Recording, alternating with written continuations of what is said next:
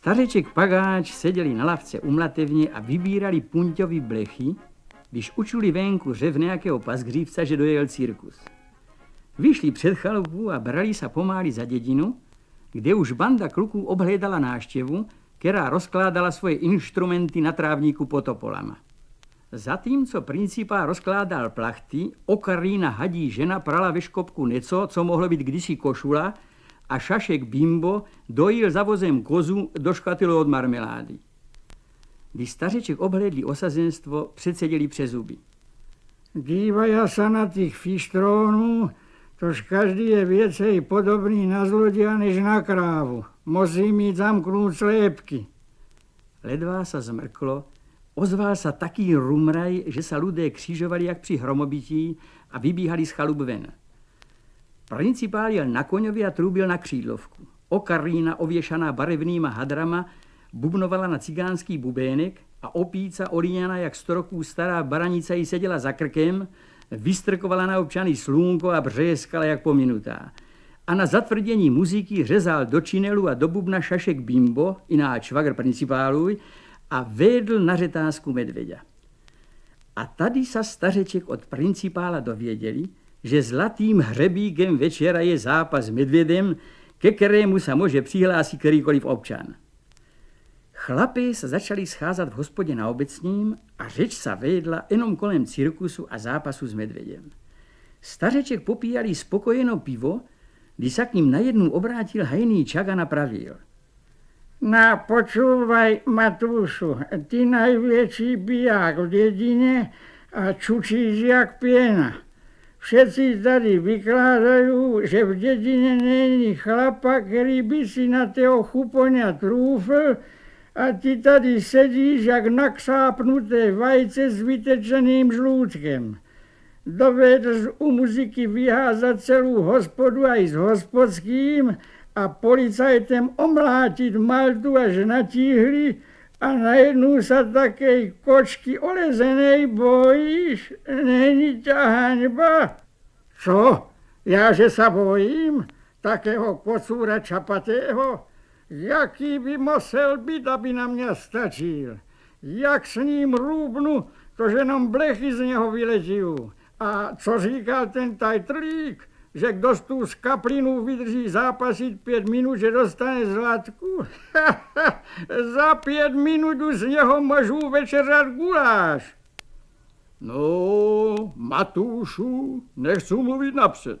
Je pravda, že jsi silák, ale jedno musíš uznat. Medvěd je medvěd a nevím, jestli si trůfneš. Podpichoval policaj Buben. To je pravda, Buben má recht. Súhlasili ostatní. Co je pravda? Kdo má recht? Vybřeskli stařeček.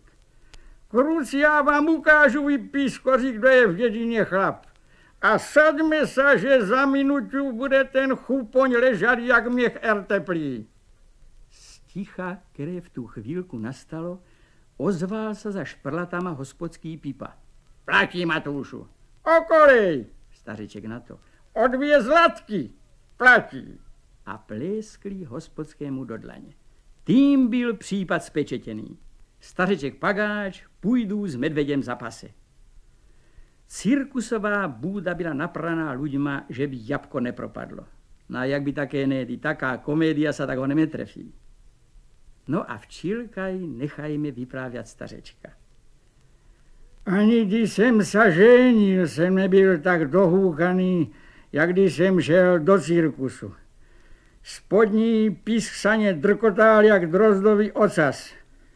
Zatímco mě v hlavě krúžili 2 vyhráté zlatky od komedianta a 2 od hospodského, vyslékal jsem kabát a zdělal baranicu. Každá vteřina byla hodinu a zdálo sa mě, že sú čím dál menší a že už mě ani není vidět. Ale na to nebylo času myslet, lebo principál pískl a medvěd sa bral na mňa. Gábňa kolem krku a už sme sa motali jak môj z mojú. Tak mňa dlábil, jak kdyby sme sa doví, jak dlouho neviděli. Najprv mě začal jen tak oklepávat, drc tam. No to mě ale přestalo bavit, to jsem ho 2krát oběhl, namířím a on bůhně po hubě. Hned jsem letěl nosem po pilinách. Stanu, zatnu pěst a on bázně po druhé škrani. Hned mě piliny z nosa vyletěly. Ale to už jsem věděl, že to není náš pás, lebo jeden rukáv z té nové košule byl uskubnutý. No pravím si, tož užijete ho hrátí s tebou akorát. Včil ťa gabím zahrtáň a zametu s tebou ty piliny opíco olezená. Jdu mu po krku a v temně tá sviňa bůcha. Obůma tlapama zaráz po ušách. V tu chvílku jsem myslel, že mám z hlavy trnčený báleš. Čapl jsem v kolenách, před očima mě vyšláhly plameně a za strašného řevu publika jsem se skácal jak zhnilá vrba. Kocůr čapatý se mnou gůlal po pilinách jak z bečků, potom mě chytil předníma tlapama pod krk a sedl si mě na břuch. Enem jsem cítil, jak se někyška, kterou jsem měl k večeři tlačí vrškem a i spodkem ven. A v této chvílce jsem si řekl, zachraň se jak můžeš. A ukusl jsem chupoňa do tlapy. Zařval, jak kdyby zatrúbil 100 slonů a pustil mě. Ale už jsem nečekal. Heb na nohy, pázo po šňupáku, kop do zadku, smík žebříku, škrk na vrch. A než byste řekli ševc, seděl jsem v samém vršku cirkusové bůdy.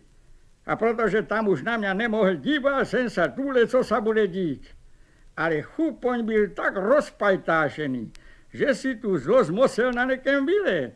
A to začal lepancovat obecních otců, kteří seděli v první řadě. Najvěc to chytil hajný Čagan, policaj Buben a hospodský Pípa.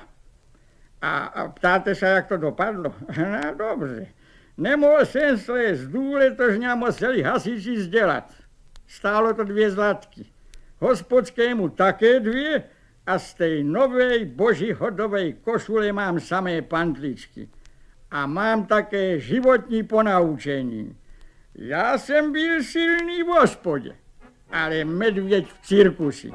A to je veliký rozdíl.